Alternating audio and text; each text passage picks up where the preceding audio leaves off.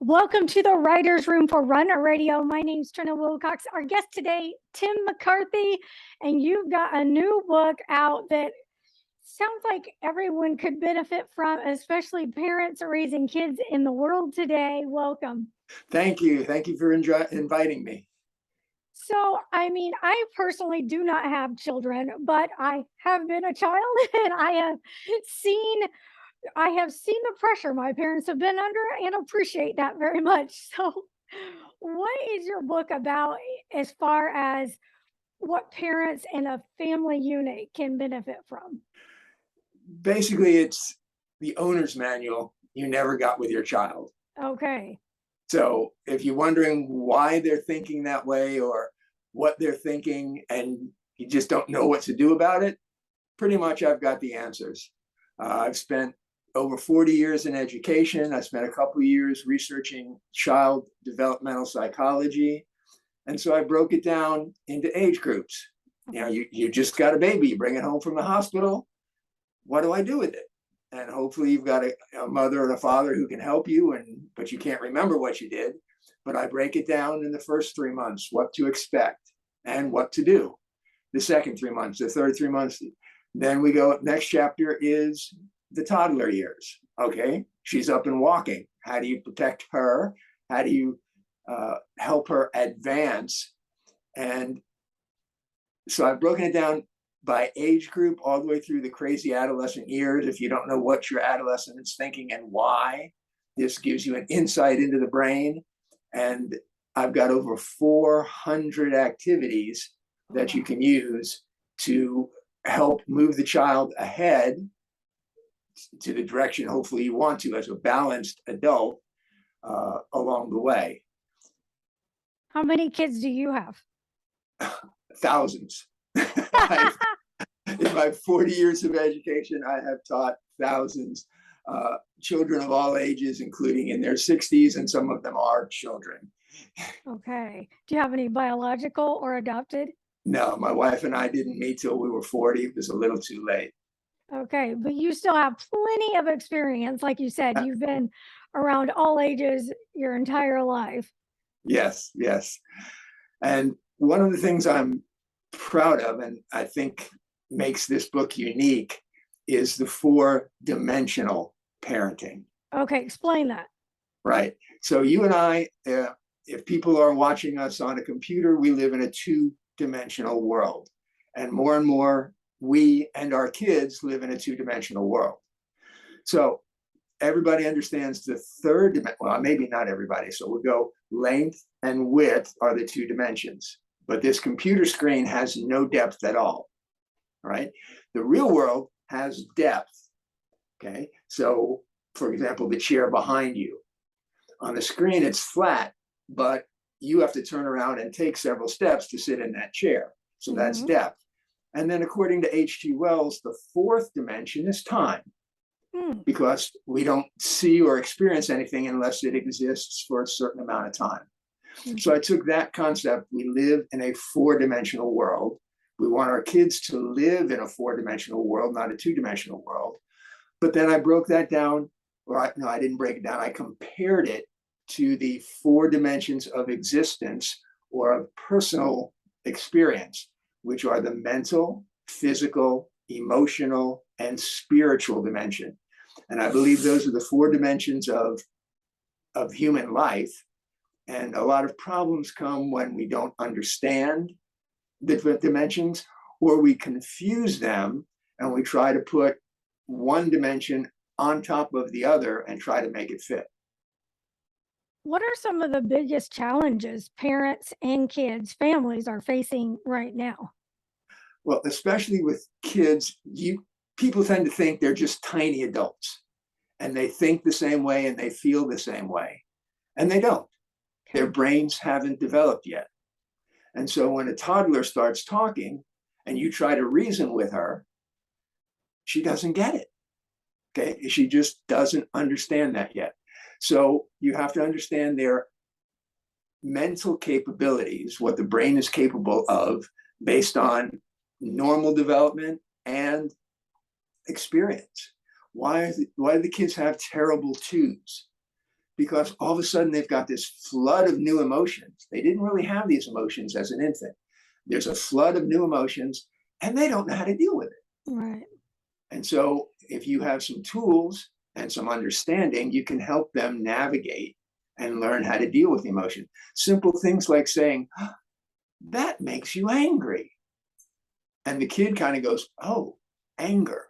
That's what that feeling is. That makes you happy. Oh, that's what that feeling."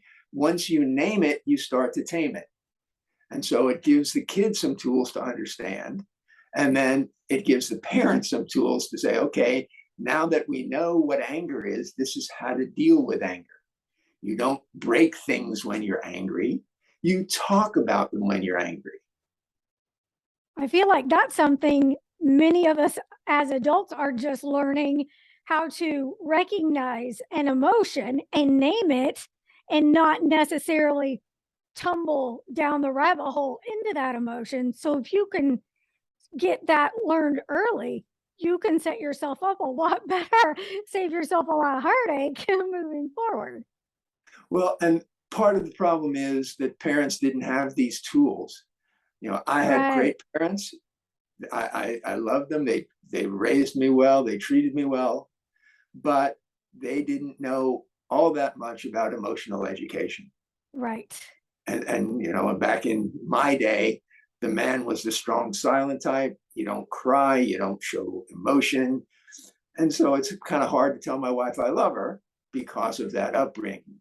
Right. And so, like you said, if we can start earlier, the parents have the tools to teach emotional education as a toddler and have it work all the way through the adolescent years. Hopefully, by the time they're adults, they'll have the tools, they'll have the knowledge, and they'll be more well balanced adults.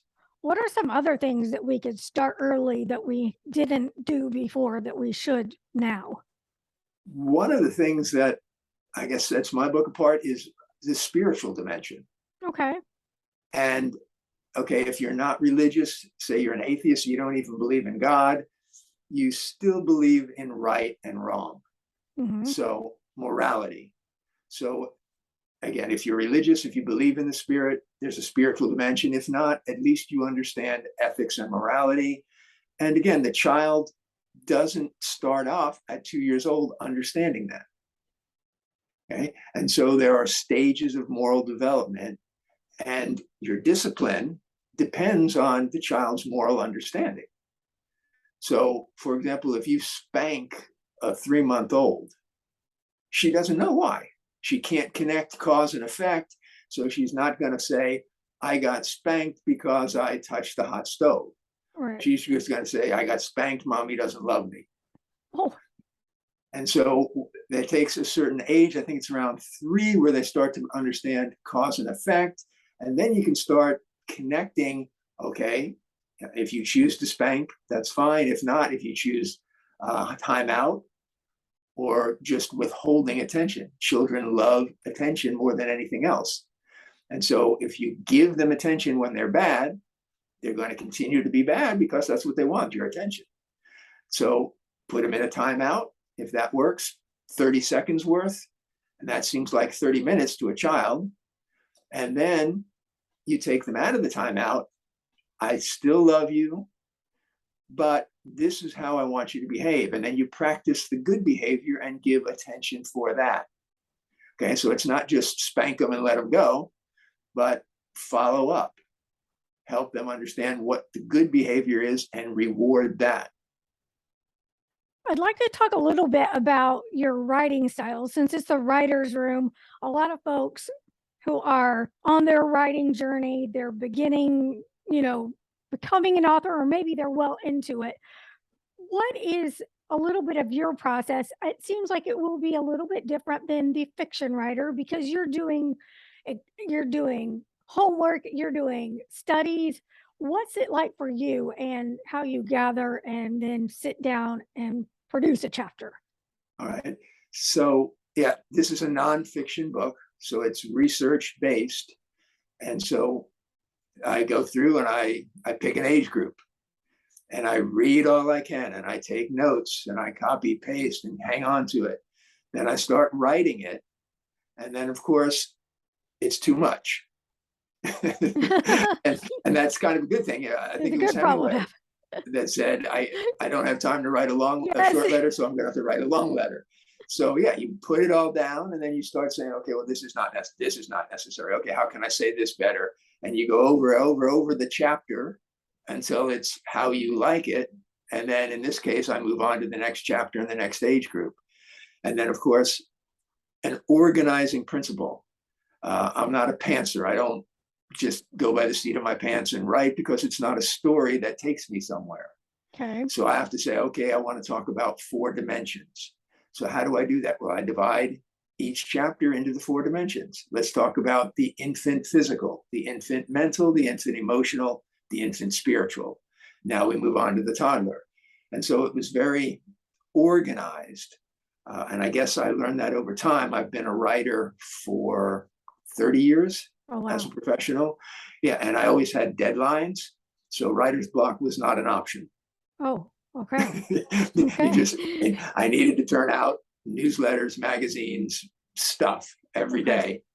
And fortunately, I have a lot of opinions. So it wasn't that hard to come up with. Man, it's all easy for you. You've got plenty to say and tons of opinions. Man. Well, that's part of being old. Yeah. Oh. Well, in your experience, what's the publishing process been like for you? Has it been independent, hybrid, traditional, or all of the above? I'm pretty sure I made a mistake, and that was to be staunchly independent. Okay. I don't like the stranglehold that Amazon has on everything. Okay. So I did not go with the what do they call the Amazon KDP, direct? direct publishing, Yeah, Kindle Direct. direct, where I give them. I can't sell it on my own. I can't sell it anywhere with but Amazon for 3 months. Okay. And I think if I'd have done that, given away some free books, gotten some traction on Amazon, that would have been better. Instead, I said, nope, I don't trust those people. And I will have my own website and do my podcasts and do my own promotion. And my traction on Amazon is 0. I have gotten Mm. no sales through Amazon whatsoever. And so unfortunately, I think that's a reality you have to face. I would highly recommend that. I have not tried to get traditionally published. There are some good courses out there on how to write the letter that gets you representation, that gets you published. I haven't tried them. Again, you know, I'm not looking to make $1 million. I'm retired. I'm content with my life, except I would love to help people. Okay. And I think there are millions and millions who could use this help. So on my website, you can buy the chapter for your child for under $1. Oh, cool. So, and again, I don't know that it works for fiction writers, but if I was thinking, if I'm a parent and I've got problems with my 2-year-old, I'm not interested in the adolescent chapter. I'm interested in the terrible 2 chapter, the toddler chapter. So I want to make that available to anybody on any budget. And then if you like that, okay, buy the whole book. Cool. When did you finish this book? It's been over a year. Okay, so you were wrapping it up as we were in the pandemic. So Yeah. tell me how you feel. Would anything have changed in there with the information you know now? Or will you be making any addendums? I'm not looking to change the book yet. I don't know that I've learned enough to change much Okay, since then. fair enough. As far as the pandemic, I had just about finished it in the middle of the pandemic when school was starting. And I thought, gosh, this would be great. Parents are keeping their kids home. What a great marketing opportunity. And my wife said, no.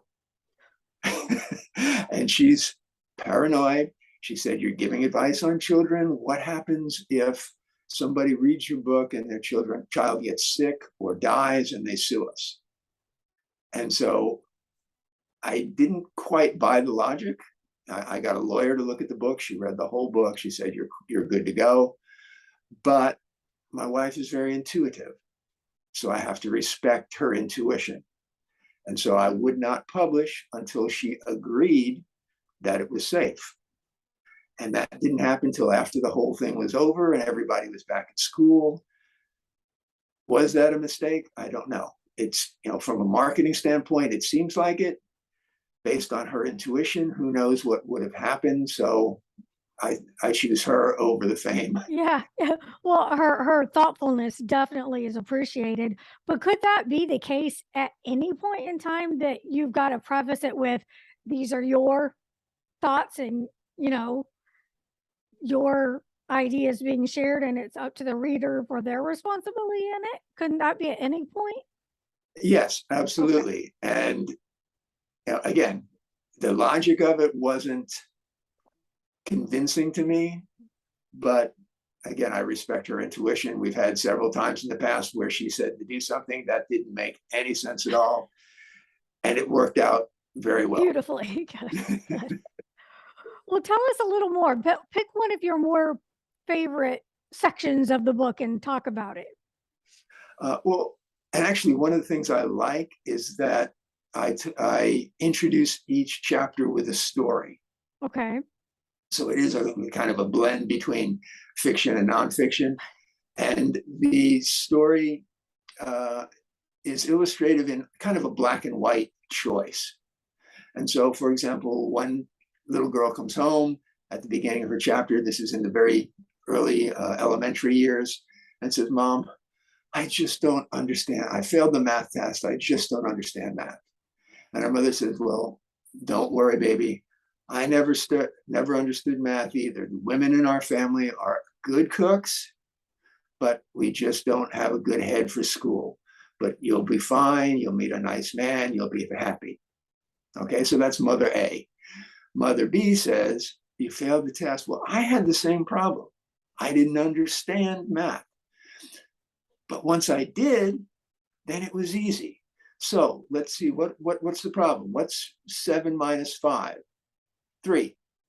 Why do you say that?" I don't know. I don't understand. What do we have 7 of? Here, we have beans. Here's 7 beans. And I take away 5. How many do we have left? 2. That's subtraction. Now let's try another one. All right. And so you see the difference between the two parents Mm-hmm. and the two parenting styles. Mm-hmm. And one basically teaches the child to be limited and imposes her own limits on the child. And the other one has that you can do anything if you try hard enough attitude. And so again, each chapter has an illustrative story like that of a common mistakes parents make and a better way of doing it, kind of the black and white choice or the night and day choice. Good. What are you working on right now? Do you have another book or project in the works? No, no, No, I'm it's all focusing about on this that right now. and the promotion. When we get off today, I've got about 50 parenting groups on Facebook, Oh, and I okay. post. I can't post all 50 of them in one day. Facebook shuts me down, but I send out a post to about half of them one day a week, and about half on the other day of the week. Just casting the line in the water. When I was young, I was a fisherman, and I loved fishing because you cast your line out and you never know what you're going to get. Yeah. And so I speak with you. I do the social media as best I can, and waiting for, I guess, the big fish, somebody who's got an audience who's going to say, "Wow, this is good stuff. You should try it." Well, we're going to do our best to share it. Do you have any sections on, kids that have physical limitations or mental limitations that you speak to? Uh, Briefly cover it. I mean, it's only 300 pages and it Hmm. covers birth to adolescence. So I had to choose what not to put in. I mentioned ADHD Hmm. and how many people consider that a limitation when actually other people consider it a superpower. Yeah. You gotta learn how to work with those superpower. I agree, definitely. So I'm glad you're saying that and giving the tools the best you can to help. Yes, yeah, I Yeah. reference other places to do that, and just things like having the sex talk. Yeah. Is it different with a preteen?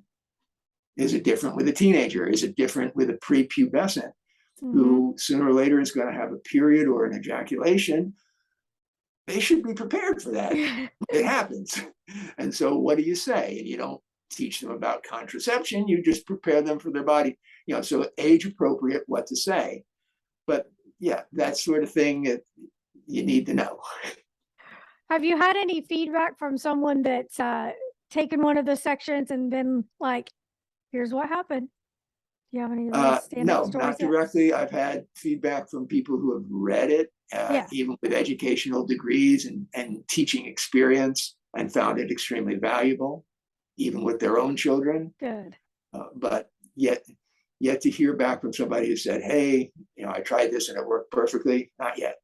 Not yet, yet. All right, tell people again where they can go to find your book. All right. So obviously, if you're watching this, right above my head, it says 4D-2D.com. And you can't forget the dash, or you end up in China somewhere. That's just the way the internet works. And once again, for those just listening, it's the number 4D as in dimension, dash 2D as in dimension.com, or just go to Amazon and look for Raising Four-Dimensional Children in a Two-Dimensional World. Raising Four-Dimensional Children, that should be enough to find the book. All right, thank you so much, Tim McCarthy. Appreciate your time. It's a pleasure to be here. Thank you for your support. Thanks.